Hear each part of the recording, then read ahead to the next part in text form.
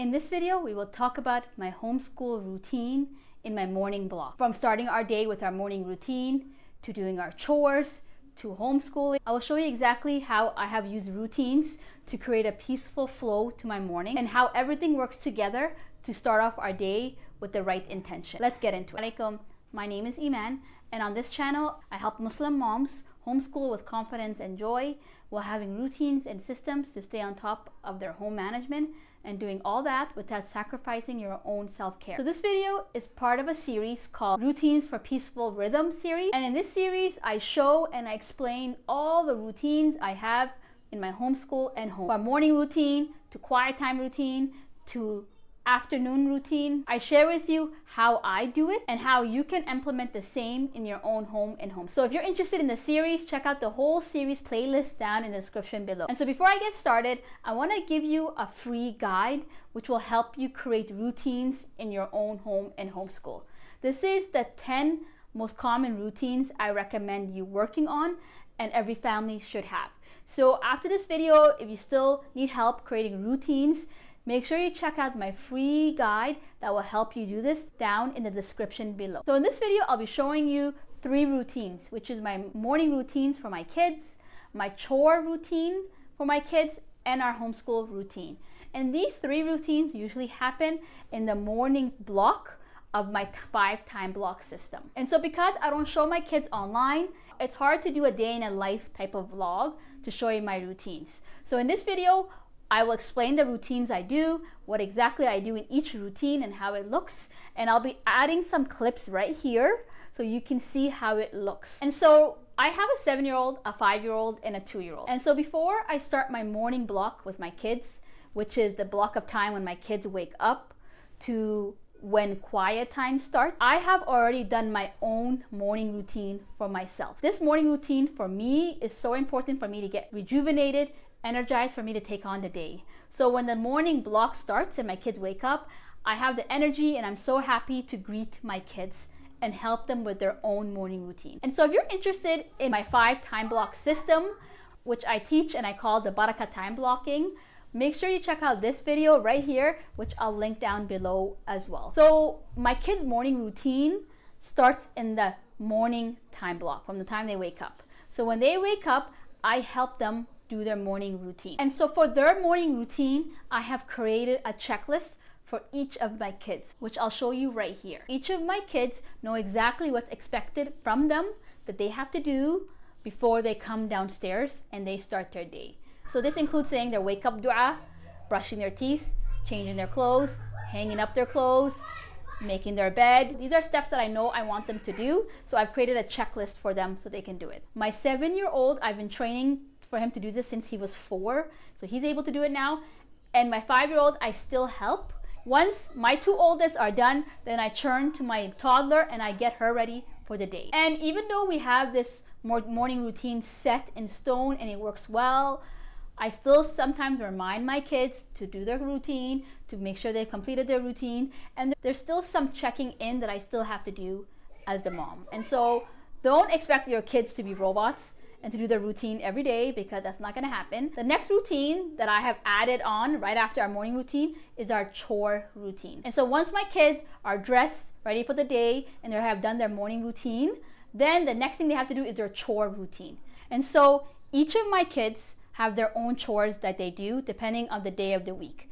And so in this clip, it was Monday, and Monday, the chore that my kids have is putting their clothes away.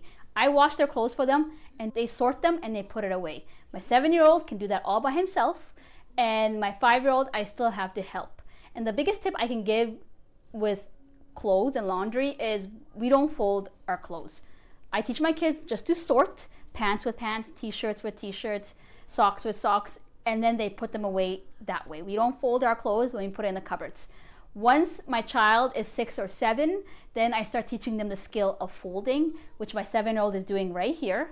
And that has really helped decrease the stress of putting laundry away when you have little kids, because they're gonna get in there and they're gonna just ruin everything when you fold it. I don't think it's worth folding kids' clothes when they're young. And when they're 6 or 7, then you can teach them to fold. And so that's what I do with my kids. This is the homeschool checklist that they have to complete. And behind it, I usually have a schedule of the days of the week and what chore they should do depending on the day. I'm still creating one for this school year, so that's why I don't have it on their clipboard, but I normally have it right here in the back so my kids can refer to it. Most of the days is similar chores that they have to do in the morning, and each of my kids have different chores based on their age. So you have to choose a chore that fits them at the developmental stage of life that they're in. So you can easily Google this, appropriate developmental stage chores for my kid on Google, and you can see the type of chores that they give you, and you can just give 1 or 2 chores to your kids. So my kids have chores in the morning, and then also throughout the day after meals they help clean up the table. My oldest child wipes the table, and my youngest wipes the chairs, and I sweep. And they help me reset the kitchen after meals. So those are the 2 type of chores that I've given my kids. And so after we do chores, then the next thing we do is breakfast. We have breakfast together as a family. And this is the time when I do my read aloud.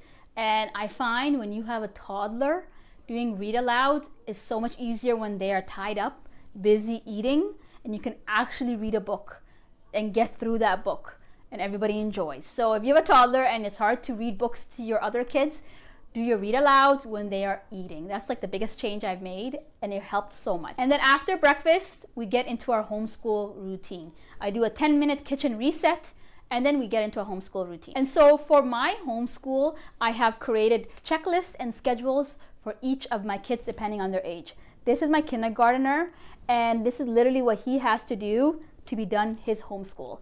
And he has way less things to do than my second grader. My second grader has more of a checklist, and he has more subjects to do because he is older.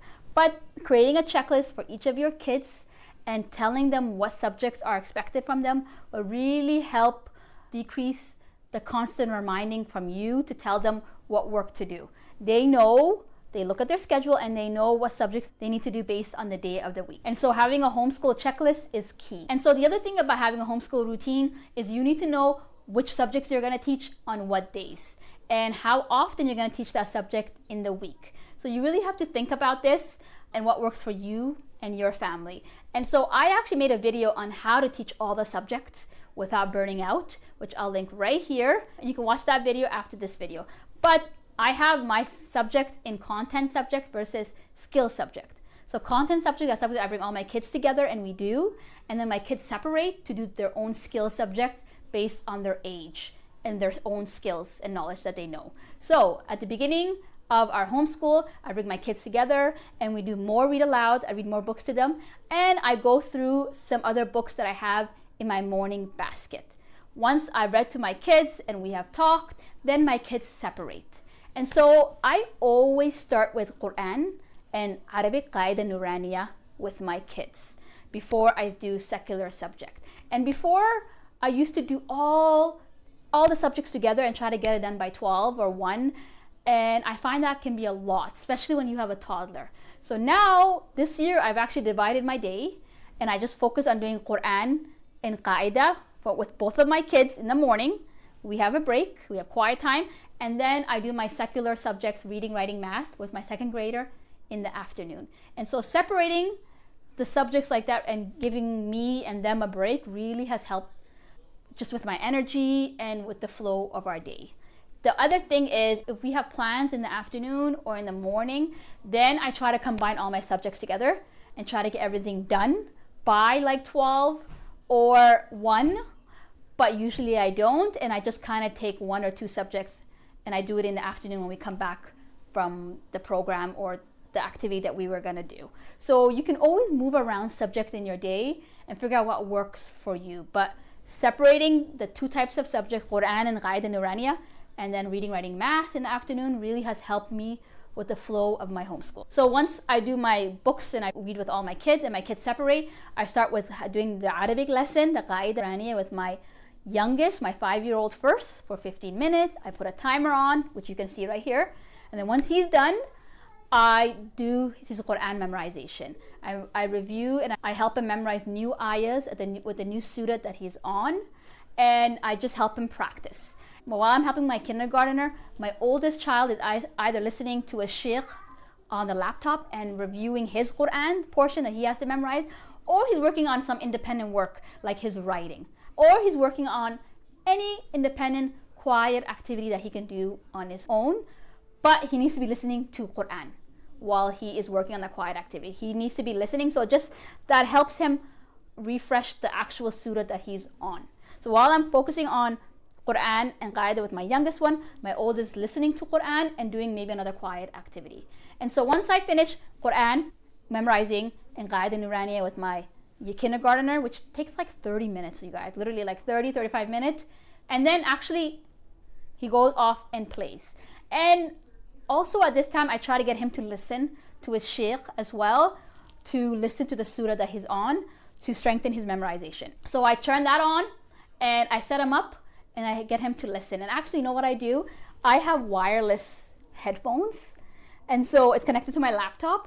And so while he is playing, he's actually listening to the Quran, and that has helped so much because he can still play and listen to the Quran. But yeah, that's another hack maybe you can use. So while my kindergartner is done, he's playing, he's listening to the Quran, I focus on my second grader and I do his Arabic with him. I review his Quran with him and we memorize new ayahs, and that's it. That's our morning. So Quran and Qaida Nuraniya. And so once our Quran and our Qaida Nuraniya is done in the morning, we take a break for lunch and quiet time.